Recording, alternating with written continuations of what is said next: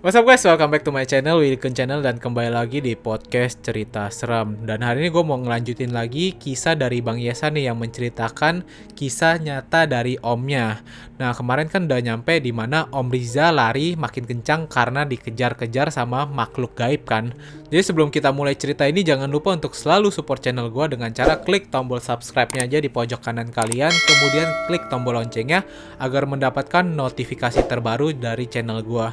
Kemudian kalau kalian dengerin podcast cerita seram di Spotify, jangan lupa klik tombol following ya guys. So langsung aja kita mulai cerita part 2 nya nih guys. Om Riza lari makin kencang, tapi sekarang dia sambil berteriak minta tolong dan bilang, "Ya Allah!" Mendadak dia dipeluk sama seseorang. Pas dipeluk itu, Om Riza memukul yang di depannya dengan menggunakan senter. Namun berhasil ditangkis, lalu badannya dibanting. "Riza!" Itu Pak Gindo, dia menekan punggung Om Riza. Om Riza bangkit dan mengambil senternya sambil mengarahkan kepada Pak Gindo. Pak Gindo bilang, "Ini saya," sambil mengambil belati kerambit di pinggangnya. Dia memotong beberapa helai rambutnya dan rambutnya terpotong. Nah untuk informasi aja, orang dulu tahu cara membedakan manusia atau makhluk halus. Kalau rambutnya terpotong, dia adalah manusia biasa. Om Riza menyeka air matanya dengan lengan jaket. Dia memegang bungkusan hitam di tangan kirinya. Bang Gindo nyaris tertawa. Dari raut mukanya, dia nampak bangga dengan keberanian Om Riza. Pak Gindo langsung berkata, "Pegang terus. Sekarang kita pulang, ayo kita obati kakakmu." Di sini Om Riza bilang, sebenarnya banyak sekali makhluk yang ngejarnya. Dan dia berlari seakan-akan lama sekali. Bertahun-tahun, Om Riza berusaha menghilangkan traumanya terhadap hutan dan berusaha menghilangkan kenangan itu. Om Riza berasumsi kenapa dia harus pergi sendiri berhubungan fisiknya yang masih sangat segar. Selain itu, dia sudah pergi selama 5 jam. Menurut Pak Gindo loh ini. Selama menunggu, dia tertidur pulas. Si Pak Gindonya ini tertidur pulas menunggu Om Riza. Dan tiba-tiba dia terbangun ketika ada teriakan Om Riza. Om Riza padahal merasa hanya 1 jam ketika berjalan sendirian. Dan Om Riza menebak dia singgah ke dimensi lain.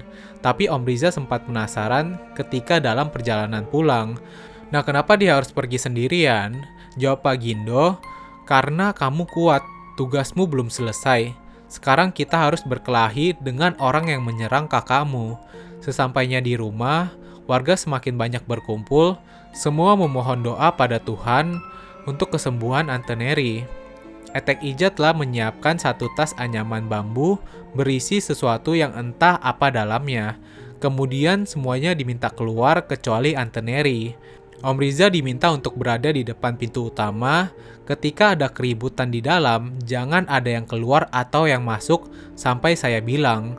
Kalau ada yang mencoba keluar, kamu pejamkan mata tapi jangan tertidur. Tetap di posisi bersila. Tak lupa Etek Ija menyingkirkan semua benda tajam dari dalam rumah, termasuk peralatan dapur yang terbuat dari kaca. Pak Gindo masuk ke rumah, membuka sebuah gulungan yang isinya memang adalah sebuah ladiang. Nah ini adalah sebuah senjata tradisional milik masyarakat Minang. Pintu depan ditutup tanpa dikunci, Om Riza berdiri di depannya. Entah apa yang terjadi di 5 menit pertama, suasana malam itu dingin sekali dan hanya ada suara-suara binatang malam.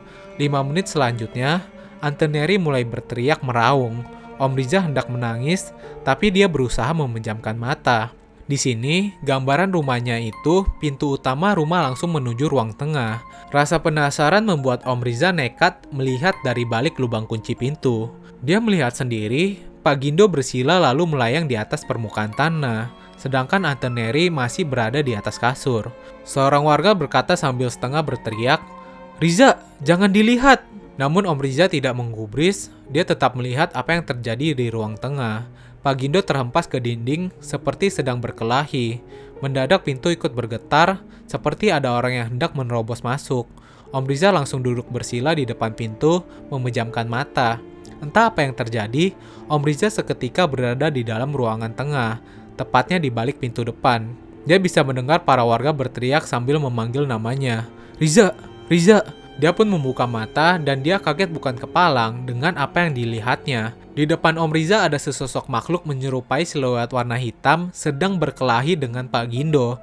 Makhluk tersebut sedikit lebih tinggi daripada Pak Gindo, sekitar 180 cm. Melakukan gerakan silat, Pak Gindo berkelahi dengan menggunakan lading yang dia gunakan. Darah sudah menetes dari dalam mulut Pak Gindo, pipinya sudah hampir penuh dengan luka lebam. Makhluk itu kuat sekali. Tontonan waktu itu cukup seru, tapi Om Riza kecil tentu refleks ingin membantu Pak Gindo. Keberaniannya memuncak ditambah dendam karena membuat Anteneri menderita. Om Riza berteriak seperti orang kerasukan lalu ikut menghajar makhluk itu. Meski keterampilan pencaksilat terbatas untuk anak usia sekolahnya, Om Riza tidak pikir panjang untuk ikut berkelahi. Pak Gindo anehnya tidak mencegah Om Riza. Mereka bertarung 2 lawan 1. Anehnya, Om Riza tidak merasakan sakit ketika badannya dicakar, mukanya dipukul, badannya terhempas, emosinya sudah berada di ubun-ubun. Mendadak, Om Riza terhempas ke dinding, lalu dicekik ke atas. Sesaat Om Riza bisa melihat wajah makhluk tersebut. Itu wajah manusia, tapi matanya merah menyala. Urat di dahinya muncul, kata Om Riza bercerita tentang makhluk itu. Wajah orang biasa, wajahnya nggak akan pernah dia lupakan. Pak Gindo menendang badan makhluk itu dari samping, Om Riza juga terjatuh. Makhluk itu terhempas, Om Riza ditarik oleh Pak Gindo, kemudian Pak Gindo melemparkan Om Riza ke arah pintu. Mendadak Om Riza kembali bersila di luar rumah, tapi anehnya badannya mendadak lemas. Di wajahnya ada luka lebam, di badannya ada bekas cakaran, lehernya merah seperti habis tercekik. Kepalan tangannya lecet seperti habis meninju dinding. Om Riza menghela nafas, warga yang sedari tadi berjaga langsung mendekati. Riza gak apa-apa, kata seorang warga. Om Riza bengong sejadi-jadinya, dia minta supaya semua warga mundur. Lalu dia kembali bersila sambil menutup mata. Om Riza masuk kembali ke dalam rumah, dia melihat Pak Gindo dan makhluk itu saling mencekik. Pak Gindo menendang badan makhluk itu, berusaha melepaskan cengkeraman. Om Riza bingung harus melakukan apa, dia hanya bisa menonton pertarungan ini. Namun lama-kelamaan dia geram, dia nekat menyerang kembali makhluk itu. Mereka kembali bertarung 2 lawan 1, hingga akhirnya makhluk itu ditebas menggunakan lading di bagian leher. Om Riza kembali bersila di depan rumah, dia membuka pintu, menyalakan lampu. Dia melihat Pak Gindo berlumuran darah dengan lading di tangannya. Anteneris ketika bangun berkeringat melihat apa yang sedang terjadi. Om Riza langsung memeluk Anteneri sambil menangis. Uni udah sehat. Riza gak mau lagi bolos sholat, gak mau lagi bolos mengaji. Anteneri juga mendekap Om Riza. Nah, perlu kalian tahu, Uni adalah sebutan untuk kakak perempuan. Sebagian warga menghampiri Pak Gindo, membantunya untuk berbaring di kamar Riza. Sebagian lagi melihat Anteneri yang terdiam, menanyakan kabarnya. Om Riza kemudian berlari ke kamar melihat Pak Gindo. Pak Gindo bilang, ini belum selesai, tapi udah aman. Dia menyuruh seseorang mengambil tas anyaman bambu yang diletakkan di ruang tengah. Kemudian dia meminta semua orang keluar kecuali Om Riza untuk berbicara 4 mata tepatnya. Siang nanti sepulang sekolah, Om Riza disuruh pergi ke sebuah alamat cari rumah Pak Fadli. Pak Gindo mengeluarkan sebuah batu berwarna putih perak dari dalam kantongnya, lalu dimasukkan ke dalam tas. Tas anyaman bambu itu seukuran dompet. Tas itu berisi kerikil seperti garam. Setelah itu, Pak Gindo meminta para warga agar menyiapkan air hangat untuk mandi. Dia meminta semua warga agar sholat berjamaah sebagai ungkapan bersyukur. Saat itu Anteneri juga ikut bersolat berjamaah. Selesai sholat berjamaah, semua warga membawa Pak Gindo ke rumah sakit. Beberapa tulang di bagian rusuk patah, betisnya memar, dan tangannya lecet-lecet. Tak disangka, pagi di hari keempat itu, ayah dan saya datang dari Bandung. Rupanya Etek Ija mengirimkan surat 2 hari lalu ke ayah saya. Soalnya saya tidak ingat waktu itu saya masih berusia 2 tahun. Tapi ketika saya kecil, saya sempat takut melihat tanda di pinggang Anteneri. Siang hari itu, Om Riza ditemani seorang tetangga pergi ke alamat yang disebutkan Pak Gindo, tepatnya menempuh waktu setengah jam menggunakan bis. Alamat itu berada di sebuah desa yang cukup maju dibandingkan desa kami. Rumahnya juga biasa saja. Yang anehnya, rumah itu ada bendera kuningnya. Om Riza kecil yang masih berpakaian SD masuk ditemani tetangga kami. Dia masuk ke dalam rumah dan kontan semua mata memandangnya. Ada seorang ibu parubaya memandanginya dengan sinis. Tanpa canggung, Om Riza mengeluarkan tas anyaman bambu, lalu memberikan pada ibu tersebut sambil berkata, ini dari Pak Gindo. dia menitipkan salam belasungkawa. Ibu itu menunduk sambil menerima tas anyaman bambu. Om Riza melirik sekali lagi pada foto yang terpajang di ujung kaki mayat tersebut. Tentu saja Om Riza ingat dengan wajah almarhum tersebut.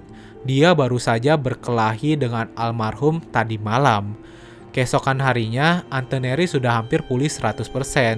Sanak saudara berdatangan dari tanah rantau. Ayah saya punya sepupu seorang prajurit TNI yang berdinas di Jakarta. Saya memanggilnya Om Rahman. Dia pangkatnya sudah mencapai perwira pertama. Dia usul supaya Anteneri dan Om Riza pindah ke Jakarta sekaligus bersekolah di sana. Semua keluarga mengiyakan, lantas Anteneri dan Om Riza setuju. Terkesan dengan jasa Pak Gindo, keluarga kami pun patungan untuk membayar Pak Gindo. Tapi, kontan Pak Gindo menolak dengan keras apa yang ingin diberikan. Dia berkata bahwa kemampuannya ini hanyalah titipan Allah, dan tentu saja hidupnya sudah cukup sejahtera menjadi petani tomat. Om Rahman akhirnya meminta dia agar menjadi pelatih pencaksilat untuk di satuan militer. Di tahun itu, rumah kami dihuni oleh para tetangga. Kini Om Riza bekerja di Biro Konsultan Hukum di Jakarta dan Anteneri menikah dan hidup bersama suaminya di Medan. Sekarang Pak Gindo tinggal di Bandung bersama keluarga anaknya dan masih menjadi pengajar pencaksilat. Kebun tomatnya diurus oleh kerabat jauhnya. Pedang ladiang yang digunakan sudah dikembalikan ke tempatnya oleh salah satu murid terbaiknya. Sampai sekarang, Om Riza masih sering mengunjungi Pak Gindo kalau ke Bandung. Dia bertanya tentang hal-hal yang kurang dia mengerti sewaktu dulu. Pak Gindo berkata, Om Riza punya penjaga yang melindunginya, bahkan termasuk kuat untuk ukuran bangsanya. Sewaktu Om Riza hendak memasuki alam lain, penjaga itu memasuki raganya agar dia terlindungi dari serangan dimensi lain. Kopi yang diminumnya sewaktu itu bukanlah minuman manusia. Dan ladiang itu senjata warisan keluarga Pak Gindo. Banyak manusia yang mengincar senjata itu, maka waktu itu banyak makhluk halus yang mengejar Om Riza. Sewaktu Om Riza berkelahi 2 lawan 1, yang berkelahi bukanlah Om Riza, tapi penjaganya, yaitu orang yang berbaju warna putih. Lawan waktu itu adalah orang sakti yang mengirimkan penyakit ke Anteneri. Itu jurus yang biasa digunakan oleh orang zaman dulu, dan terlebih orang sakti itu adalah rival lama Pak Gindo. Satu hal enggan dilakukan yang menjadi misteri adalah siapa yang berinisiatif mengirimkan penyakit pada Anteneri. Yang jelas, dari waktu itu, Anteneri bersikap lebih ramah pada semua orang termasuk para lelaki yang mendekatinya.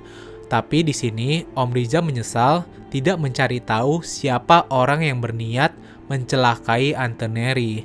Nah, di sini Om Riza juga menyampaikan pesan untuk para pendengar podcast cerita seram. Kita harus berbaik dengan sesama manusia dan menjaga adat.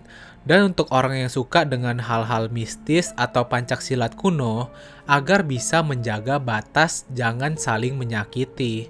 So, itu dia guys cerita dari Bang Yesa. Semoga cerita ini bisa bermanfaat dan menemani kalian di waktu berpuasa ya guys. So, untuk kalian yang berpuasa, semoga lancar sampai akhir ya guys. Terima kasih sudah mendengar podcast cerita seram. See you guys in the next video.